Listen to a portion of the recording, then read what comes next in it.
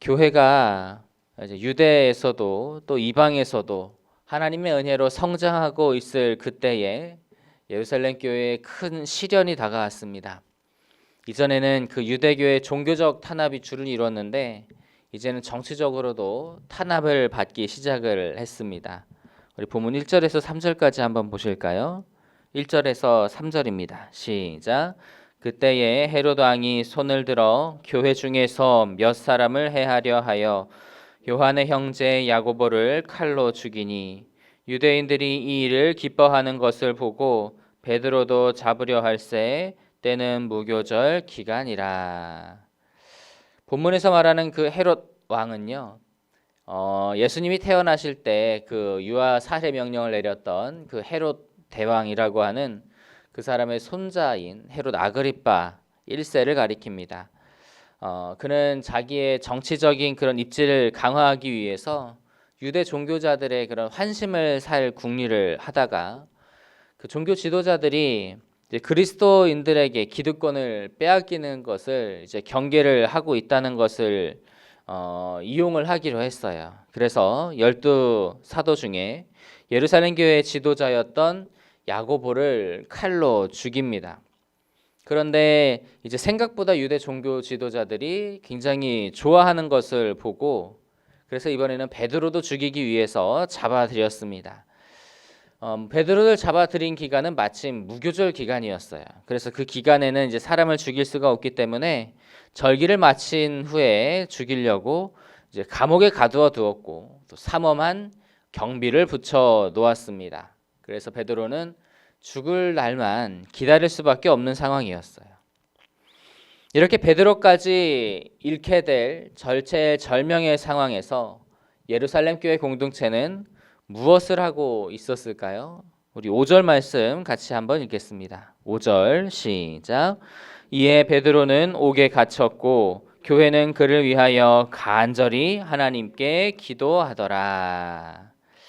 예루살렘 교회는 베드로를 위해서 기도했습니다. 5절을 원어로 보면 5절 본문에 보시면요, 갇혔고라고 하는 단어와 교회는라고 하는 사이에 헬라 원문을 보면은 그 접속사라는 게 있어요. 대라고 하는 접속사가 있는데 그것은 이제 그러나라고 하는 의미를 갖고 있어요. 그래서 그 의미를 적용해서 보면 이렇습니다. 즉 베드로는 옥에 갇혔다. 그러나 교회는 그를 위하여 간절히 하나님께 기도했다라고 우리가 직역을 할 수 있습니다. 성도들은 정말 간절히 기도했습니다. 한두 시간도 아니고 하루 이틀도 아니에요. 무교절에 잡혀서 6월절 지나서 처형하는 것이면 최대 일주일의 시간이에요. 그 시간을 계속해서 베드로를 위해서 기도한 겁니다. 그러니까 베드로가 천사를 통해서 감옥에 나왔을 때도 성도들은 모여서 그때까지도 베드로를 위해서 기도하고 있었어요. 12절 말씀 같이 한번 잠깐 보실까요? 본문 12절입니다. 시작. 깨닫고 마가라 하는 요한의 어머니 마리아의 집에 가니 여러 사람이 거기에 모여 기도하고 있더라. 아멘. 성도들은 수단과 방법을 강구하지 않고 오직 기도로만 하나님을 의지했습니다. 그래서 하나님의 또 능력을 경험할 수가 있었던 거죠. 종교개혁자 마틴 루터는 기도는 교회의 가장 강한 벽이고 요새이다. 그것은 기독교의 가장 뛰어난 무기이다라고 하는 그런 말을 남겼습니다. 정말 그 말대로 기도는 우리의 큰 무기입니다. 그 기도는요, 세상의 모든 권세보다 뛰어난 거예요. 왜냐하면 온 세상을 다스리시고 주관하시는 하나님께서 그 기도를 듣고 움직이시기 때문에 그렇습니다. 어려운 일이 있습니까? 내가 해결할 수 없는 일이 있나요? 하나님 앞에 기도하시기 바랍니다. 포기하지 마시고 기도하시기 바랍니다. 하나님께서 그 기도를 들으시고 하나님의 방법대로 선하게 응답하여 주실 줄로 믿습니다. 베드로는 이제 무교절 기간에 사로잡혀서 감옥에 갇히게 되었습니다. 그런데 이제 그가 풀려난 날이 언제인지 혹시 기억을 하시는지 모르겠어요. 우리 6절 말씀 같이 한번 보시겠습니다. 6절 시작. 헤롯이 잡아내려고 하는 그 전날 밤에 베드로가 두 군인 틈에서 두 쇠사슬에 매여 누워 자는데 파수꾼들이 문 밖에서 옥을 지키더니, 천사가 베드로를 구해낸 날은 유월절 마지막 날, 그러니까 그가 처형당하기 바로 전날이에요. 유대식으로 날짜를 계산하면 그날 밤이에요. 왜냐하면 이제 유대식으로는 해가 지면 날이 바뀌거든요.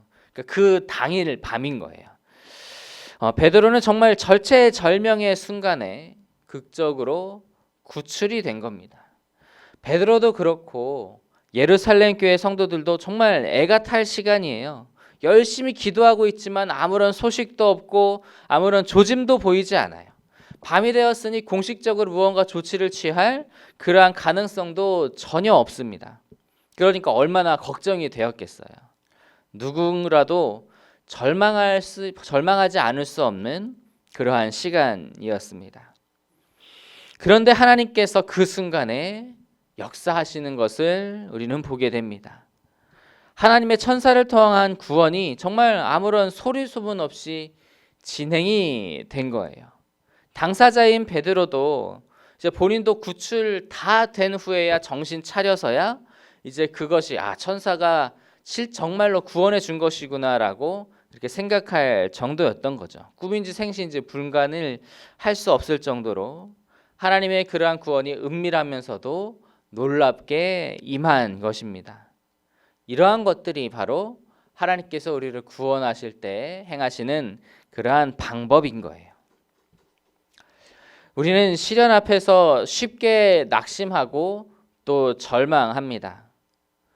그 이유는 구원의 손길을 내미시는 그 하나님을 신뢰하지 못하고 또 이렇게 절체절명의 순간까지 기다리시고 또 다다르게 하시는 하나님의 방법에 익숙하지 않기 때문에 그럴 거예요. 하나님도 참 그냥 한 2, 3일 전에 구원하시면 얼마나 좋습니까? 서로의 마음도 편하고 얼마나 좋아요. 그런데 그것은 우리의 생각이고 우리의 방식입니다. 성경에서 구원 사건들을 보면 하나님께서 정말 절체절명의 순간에 구원을 베푸시는 것을 보게 돼요.